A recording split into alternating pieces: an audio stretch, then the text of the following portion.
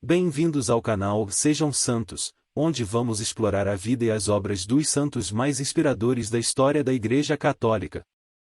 Nós vamos compartilhar suas histórias, seus ensinamentos e seus exemplos de virtudes, esperando que possam nos inspirar a viver de acordo com os ensinamentos de Cristo. Então, se você quer aprender mais sobre esses santos e descobrir como suas vidas podem ser caminhos que nos levam a Jesus Cristo para nós hoje, inscreva-se no nosso canal e deixe o seu like. Inscreva-se hoje mesmo, divulgue nosso canal a seus amigos e comunidades e nos ajude o nosso canal para que possamos alcançar mais pessoas na divulgação a conhecer mais a vida dos santos. Onde a santidade é uma jornada diária. Faça parte dessa comunidade de busca pela santidade.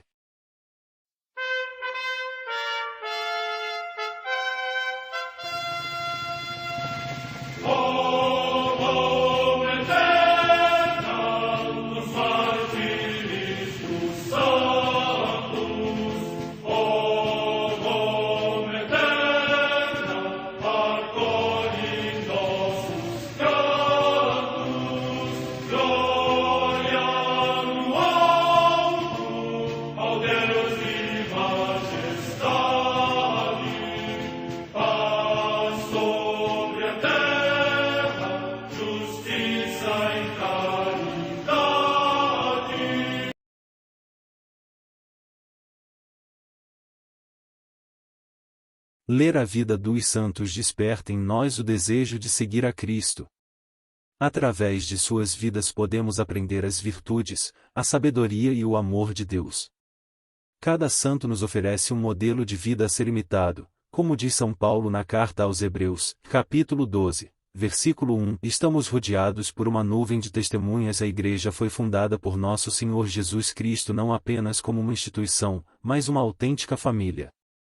Os santos mártires, confessores, doutores, as virgens, os santos pastores e todos os demais santos são realmente nossos irmãos que nos precederam no caminho da fé e já estão no céu, para onde também iremos nós, pela graça de Deus. Portanto, sede santos, assim como vosso Pai Celeste é santo. Mateus capítulo 5, versículo 48. Hoje, dia 20 de novembro, celebra a Igreja a vida desse grande santo, Santo Edmundo.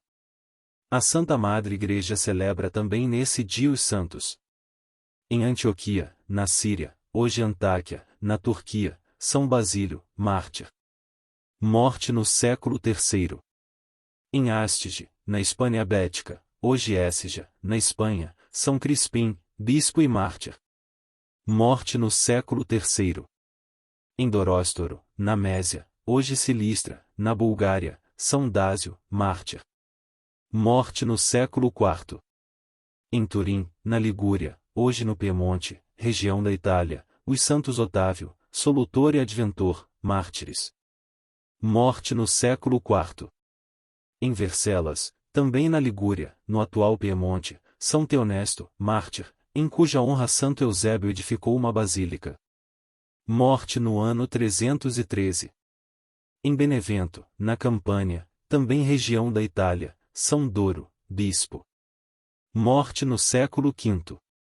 Em Chalon-sur-Saône, na Borgonha, agora na França, São Silvestre, bispo, que aos 40 anos do seu sacerdócio, pleno de dias e de virtudes, foi ao encontro do Senhor. Morte no ano 530. No Monte Jura, no território de Lyon, também na atual França, Santo Hipólito, abade e bispo. Morte no ano 770. Em Constantinopla, hoje Istambul, na Turquia, São Gregório Decapolita, monge, que, depois de ter professado a vida monástica e mais tarde anacoreta, se fez peregrino, detendo-se muito tempo em Tessalônica e finalmente em Constantinopla, onde lutou energicamente pelo culto das imagens sagradas e entregou a sua alma a Deus. Morte no ano 842. Na Inglaterra, Santo Edmundo, mártir, que, sendo rei dos ângulos orientais, foi capturado na batalha contra os invasores pagãos, e pela sua profissão de fé em Cristo, mereceu ser coroado com o martírio. Morte no ano 869. Em Hildesheim, na Saxônia da Germânia, hoje na Alemanha, São Bernardo, bispo, que defendeu os seus fiéis das invasões, restaurou a disciplina do clero em numerosos sínodos e promoveu a vida monástica. Morte no ano 1022.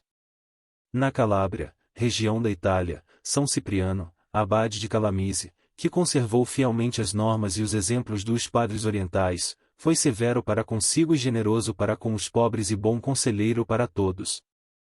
Morte no ano 1190.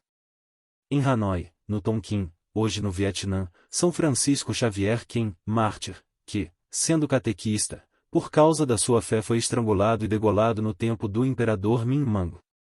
Morte no ano 1837. Em Veroli, no Lácio, região da Itália, a beata Maria Fortunata Dana Felix Vitti, da Ordem de São Bento, que exerceu o serviço de roupeiro quase toda a sua vida, procurando sempre cumprir de todo o coração os preceitos da regra. Morte no ano 1922.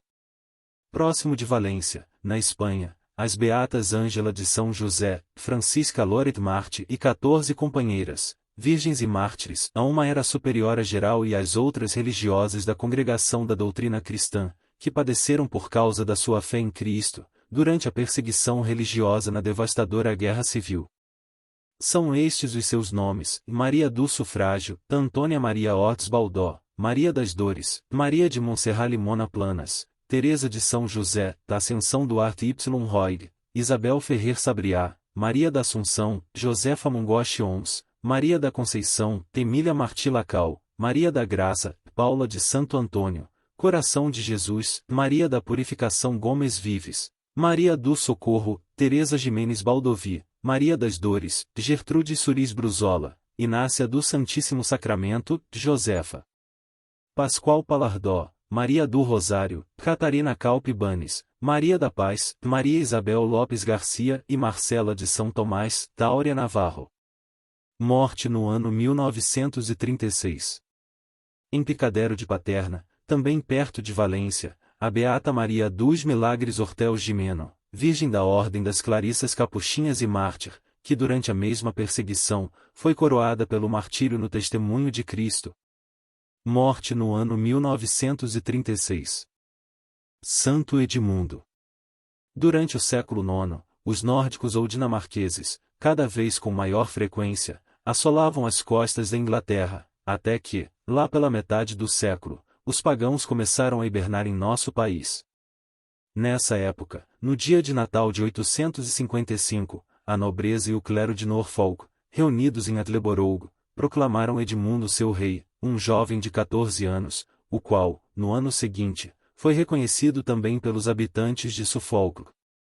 Segundo consta, ele era talentoso e foi bem-sucedido, tanto como governante e ao mesmo tempo como homem virtuoso, aprendeu de cor todo o saltério, a fim de poder acompanhar o culto na igreja e imitar as boas ações do rei Davi.